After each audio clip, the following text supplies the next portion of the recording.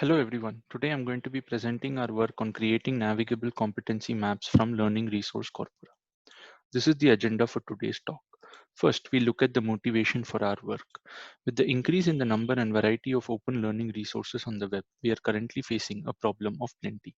There is an increasing need to organize and represent these large collections of learning resources. This is required so that the learners are able to compare different learning resources, get an overview of the subject area, and also understand how other learners are faring in the same subject area. If you look at what has already been done, learning pathways are coherent and progressive sequences of learning resources that aid the learner. However, they are unable to provide a complete overview of the subject area. Concept graphs and knowledge graphs rely on additional metadata like linked open data or ontologies to represent the subject area. The creation of these involve domain expertise, time, and collaboration. Navigated learning is a concept that is proposed where the organization of the subject matter is separated from the personalization of the learning experiences. This is based on the idea that 2D maps are widely used and are intuitive for exploring physical or logical spaces. Subject matter here is organized in the form of a two-dimensional logical space called the learning map onto which different elements of learning are embedded. These could be learning resources, learning pathways, or the learners themselves. Each point on this 2D space represents a competency which is the basic unit of learning.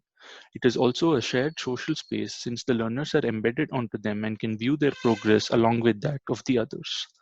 If we look at how the learning maps can be created, they can be created using a manual arrangement of learning resources from domain knowledge. This might work for well-engineered areas like K-12. However, it is unrealistic to manually create these maps for new and emerging areas. Hence, there is a need to automatically create learning maps given a representative corpus of learning resources. In this work, we address the first part of creating the learning map, which is to organize the competency space in a way that is amenable to building a learning map. We call this the competency map. A competency map is a two-dimensional progressive space that is built using the semantic embeddings of the learning resources. The x-axis represents the key topics in the subject or domain of study, and the y-axis represents the level or depth at which each of these topics are studied. Given a representative set of learning resources for the subject or domain, we propose a 5-step approach to generate the competency map. The first step is to identify the topics that represent the corpus of learning resources. For this, we use topic modeling techniques like LDA to first identify the topical clusters, and then from each topic cluster, we extract the underlying keywords as the topics. To arrange the topics on the x-axis, we compute what is called the volume for each topic using a word embedding model trained on the corpus of learning resources. Each dimension in a word embedding vector can be thought of as a feature in a high-dimensional semantic space. The volume metric captures these semantics and retains the importance of the topic across all the dimensions by computing the log sum of the absolute value of the word embedding vector. The topics are then arranged in increasing order of their topic volumes. Similarly, to sequence the resources on the y-axis, we compute the volume of each learning resource using a document embedding model trained on the corpus of learning resources and then arrange them in increasing order of their resource volumes. The next step is to identify the location for each learning resource. To map the resource on the y-axis, we make use of the resource volume computed in the previous step. To map the resource to the x-axis, we first identify the topics that are represented by the learning resource using the topic model, and then take an average of the constituent topic volumes weighted by the probability of their mapping. Each learning resource is now characterized by two attributes: the weighted average of the topic volume of the constituent topics and the resource volume obtained from the resource embedding. These two attributes are then transformed to the competency map space, where the x-axis ranges from 0 to the number of topics in the topic model, and the y-axis ranges from 0 to the number of levels, which is a user-defined parameter. We now look at the experiments and the results that we obtained. For our experiments, we use a dataset of open learning resources aggregated by the open learning platform Guru. It contains about 4.2 million learning resources and hand-curated learning pathways for the K-12 domain. We consider two specific subsets of this dataset.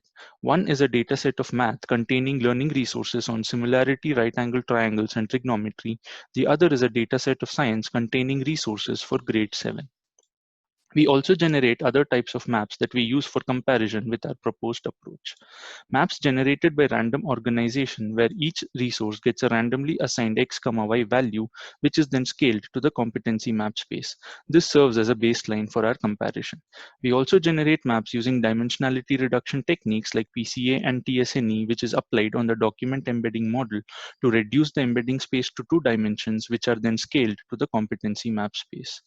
Finally, to evaluate the competency space, we embed the hand-curated learning pathways onto the various maps generated and compute 3 metrics. Progression ratio captures how many pairs of learning resources are progressive in a learning pathway. A learning resource is said to be progressive when compared to the previous learning resource in a pathway if either its x, y, or both the coordinates are higher than that of the previous resource. We next compute the average of the Euclidean distances between all consecutive pairs of learning resources in a pathway. If the distance between 2 consecutive resources in a pathway is high, it indicates that they are semantically far away and are non-coherent. We next capture the ability of the map to physically separate out pathways that are describing different topics. For this, we compute the Pearson correlation coefficient between the weighted Jaccard index of the topics of the two pathways and the amount of overlap of these pathways on the x-axis. These are the results that we obtain. We can see that the competency map generated by our approach is able to perform well on all the 3 metrics as a whole, while the other approaches are able to perform well only on 1 or 2 of these metrics. The competency map is able to do well, especially on the topical separability aspect. To conclude, we proposed a model to automatically create competency maps given a representative set of learning resources. We saw that the competency map is able to perform well on all the 3 metrics for both the corpora and strike a balance between them, while the other methods are able to perform well only on 1 or 2 of these metrics. As part of the future work, we plan to make use of our approach to construct the learning map and automatically generate coherent and progressive learning pathways. We also plan to conduct a user study to evaluate our proposed approach. Thank you.